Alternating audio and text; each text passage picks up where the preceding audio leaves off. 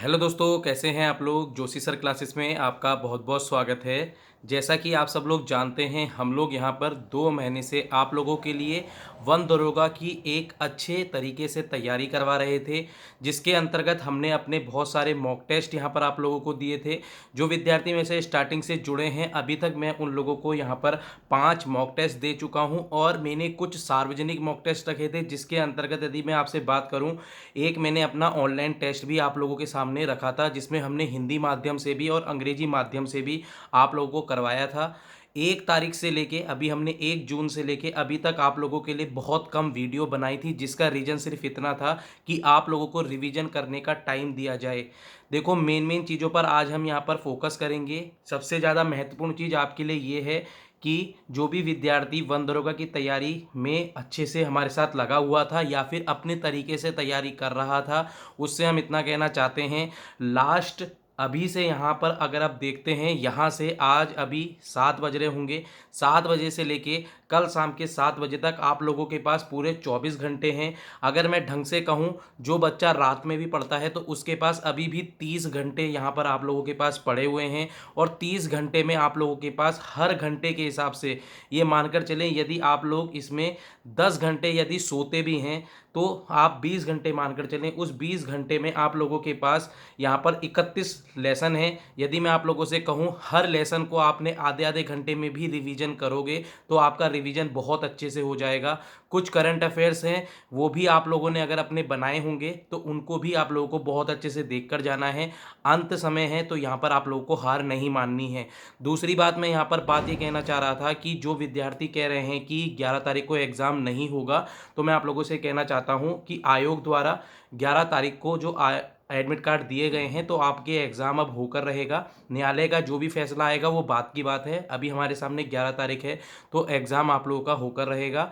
दूसरा यहाँ महत्वपूर्ण चीज़ ये है कि आप लोगों के लिए एक चीज़ मैं कहना चाहता हूँ कि आप लोगों को 100 मार्क्स लाने की ज़रूरत नहीं है। इसमें कट ऑफ आप लोग सब जानते हैं कि कैसा भी पेपर आए, चाहे सिंपल आए चाहे आप लोगों का हार्ड पेपर आए, पेपर में यहाँ पर जो कट ऑफ 80 प्लस तो आराम से जाने वाली है, ये मानकर चलें। हो सकता है बहुत ज़्यादा कठिन आएगा तो 75 कट ऑफ तो मानकर चलें, 75 तो आराम से जाएगी। तो आप लोगों को क्या करना है, 25 यहाँ पर जो क्वेश्चन है, उन 25 क्वेश्चन में यदि आप लोगों ने कितने अच्छे से इन 2 या ढाई महीनों में पढ़ा होगा, वही विद्यार्थी इन क्वेश्चंस को कर पाएगा। देखो, जो 75 क्वेश्चंस होंगे वो यहाँ पर बहुत नॉर्मल होंगे। 70 क्वेश्चन मानकर चलें जो सारे विद्यार्थी जिनको हल कर रहे होंगे।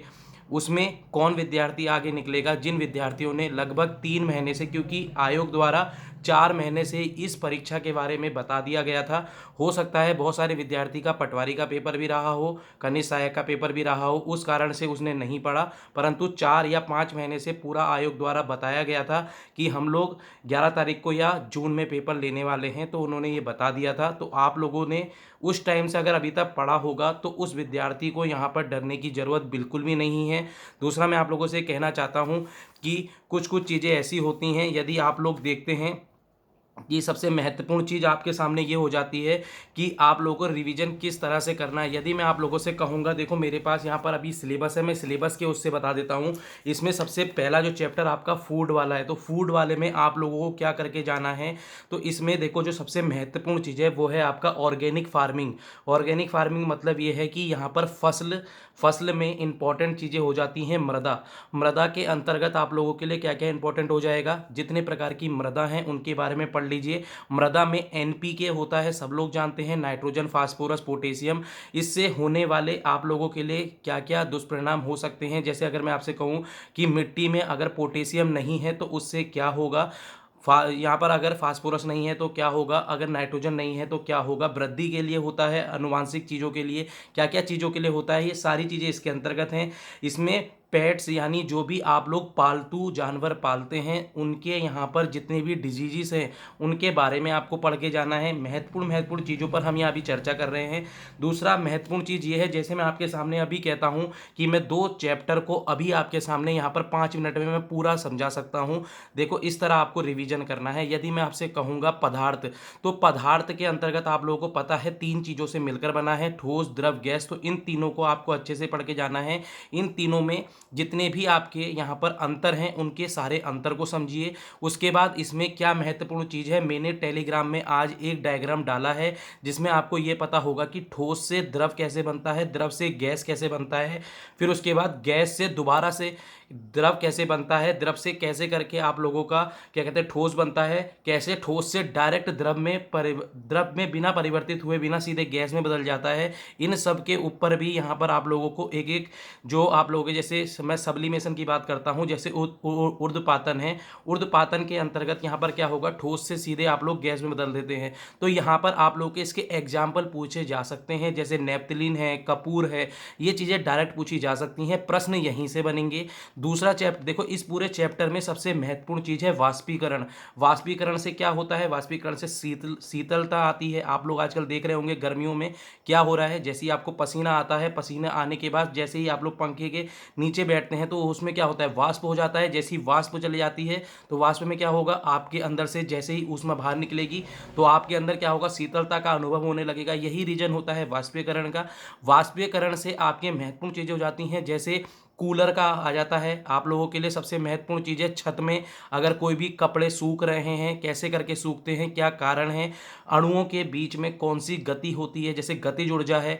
एक पॉइंट पर जाकर जहाँ पर गतिज ऊर्जा, जैसे मैं आप लोगों को एक छोटी चीज़ बता दूं, एक पॉइंट है वहाँ पर जाके अगर आपकी गतिज ऊर्जा, जैसे हमने एक ताप को, ये प्रश्न बहुत बार बनता है, जैसे हमने किसी भी अणु को या किसी भी चीज़ को, मैटर को यदि हम लोग ताप दे रहे हैं या फिर हम उसमें हीट दे रहे हैं तो वो एकदम से बढ़ेगा, यानी गतिज ऊर्जा उसकी बढ़ती है, परंतु एक लिमिट पर जाकर उसकी गतिज ऊर्जा यानी उसकी ताप में स्थिरता आ जाती है। उसका रीजन क्या होता है, वहाँ पर गतिज ऊर्जा ना काम करके उस पदार्थों के अंतर्गत स्थितिज ऊर्जा भी काम करने लग जाती है। वहाँ पर जो होता है, वहाँ पर गति नहीं बढ़ेगी, ताप नहीं बढ़ेगा, जिस कारण से जब आप वाष्प देखते हैं उबलने के टाइम पर, जब पानी उबलता है तो आप देखते हैं कि हर टाइम पानी उबलता रहता है, फिर वाष्प में बदल जाता है। उस टाइम पर वहाँ पर गतिज ऊर्जा ना होकर स्थितिज ऊर्जा होती है। ये रीजन क्या है, यदि आप लोग इसको पूरा ढंग से पढ़ रहे होंगे तो आपको समझ में आ रहा होगा।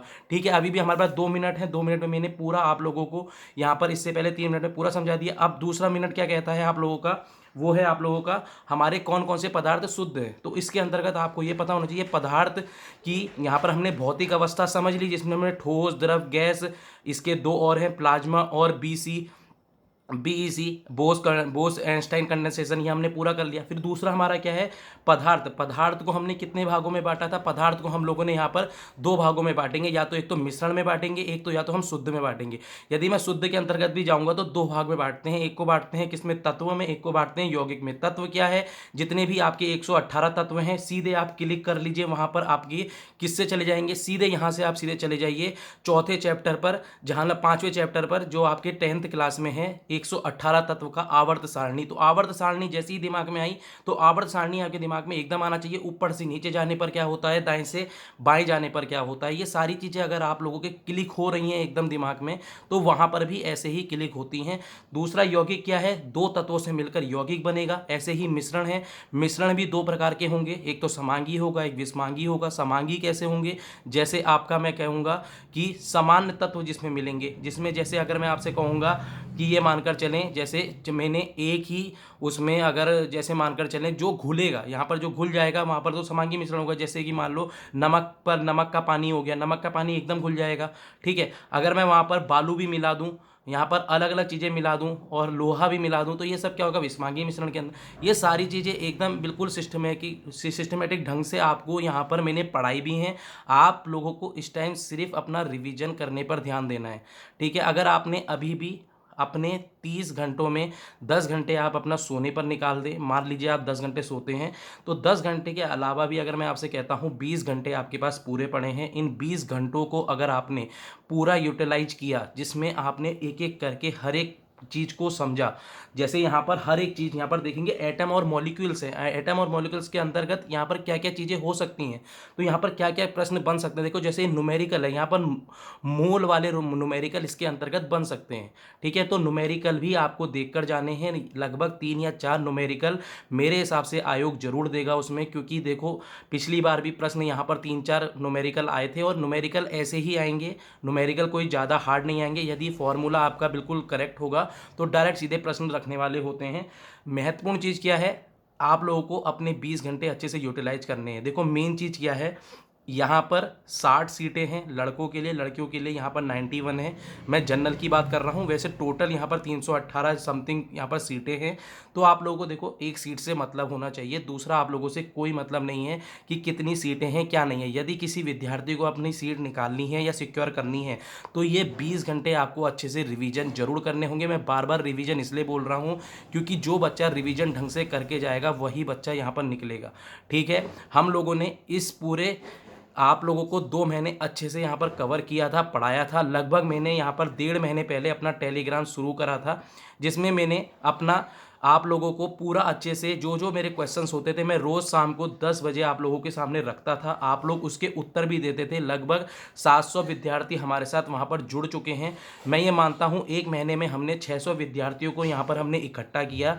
उसमें उन लोगों के जितने भी यहाँ पर आप लोग देखते हैं, मैं शाम को अगर एक क्वेश्चंस डालता हूँ तो उसके तुरंत उसमें जवाब आते हैं। तो मैं आप लोगों से यही कहना चाहता हूँ, आगे भी आप लोगों के लिए हम लोग वीडियो के लिए RO ARO के लिए तैयारी करवाने वाले हैं। तो उन विद्यार्थियों से भी मैं ये कहना चाहता हूँ आप लोग हमारे साथ टेलीग्राम में जुड़ें।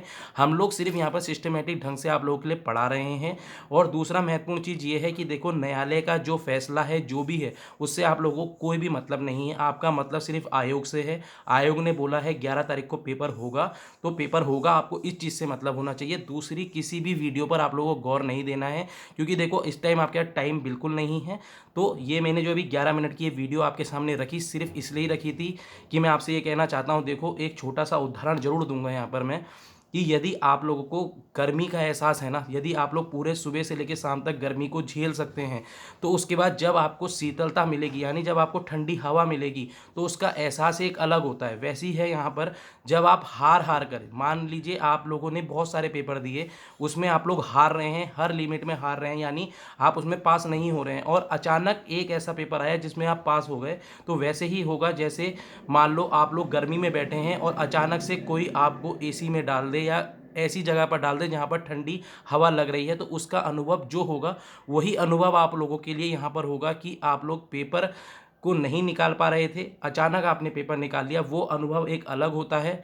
डायरेक्ट अगर जिन लोगों को सफलता मिल जाती है उनको ये अनुभव कभी भी नहीं हो पाता। इसलिए हार हार कर जो अनुभव आप लोगों को सीखने को मिल रहा है वो उस विद्यार्थी को नहीं मिलेगा जिसने पहले ही बार में सफलता हासिल कर ली है। इस चीज़ को मानकर चलना। आप लोग जो भी सीख रहे हैं यहाँ से, हार भी रहे हैं तो वो भी सीख रहे हैं क्योंकि आप लोगों ने एक ढंग से पढ़ते हुए जा रहे हैं। हमेशा से बोला जाता है कुछ भी नहीं होगा तो तजुर्बा जरूर होगा। तो इस चीज़ पर आपको हमेशा फोकस रखना है, अपने आप को मोटिवेट रखना है, कॉन्फिडेंट रखना है, और पेपर को कैसे करके हैंडल करेंगे ये आप लोगों को अच्छे से अब मैंने पूरा अच्छे से समझा दिया। रिवीजन पर ज़्यादा फोकस करें, अपने आप पे विश्वास रखें। यदि आपने पढ़ा है, लगभग आपने अपनी कॉपी किताबें पूरी बनाई हैं, जैसे मैं आप लोगों से कहूँ आपको पढ़ाते पढ़ाते मेरी खुद 10 कॉपियाँ मैंने लिख दी हैं, तो आप ये मानकर चलें कि आप लोगों के पास भी कुछ कॉपियाँ यहाँ पर आपने लिखी होंगी। उसको पढ़ने का क्या आपके पास टाइम है? अब नहीं है ना, तो रिवीजन पर फोकस करें, एक्स्ट्रा चीज़ों पर ध्यान ना दें। जितना हो सके अपनी ही चीज़ों को पढ़ें, सफलता उससे ही मिलेगी, ये मानकर चलें। जो आपने पढ़ा है उससे ही आएगा। ठीक है, अब मैं यहाँ पर इस वीडियो को समाप्त करता हूँ। फिर मैं यही बोलूँगा, परसों को आप लोगों का पेपर है, अच्छे से देकर आना। जितने विद्यार्थी ये वीडियो अभी तक देख रहे हैं, आप लोगों से मैं बस इतना कहता हूँ कि 1 बजे आप लोगों के लिए यहाँ पर जैसा ही क्षण होगा परसों को, यहाँ पर इस्माइल वाला क्षण होना चाहिए। आपका पेपर बहुत अच्छे से जाना चाहिए। यदि आपने पढ़ा है, 100% दिया है, तो आपका ज़रूर यहाँ पर सक्सेस होगा। मिलते हैं हम लोग परसों को। इस पूरे जितना भी आप लोगों का यहाँ पर क्या कहते हैं पेपर आएगा उसको हम सॉल्व करेंगे, पूरा लाइव करूँगा, अच्छे से एक एक चीज़ बताऊँगा मैं यहाँ पर। आप लोगों को क्या करना है, अपने शांत मन से जाना है, संतुलित माइंड से जाना है। जरूर निकलेंगे, मैं ये वादा कर रहा हूँ, यदि आपने ढंग से रिवीजन किया और अपने माइंड को संतुलित किया। मिलते हैं, thank you, tata, good bye.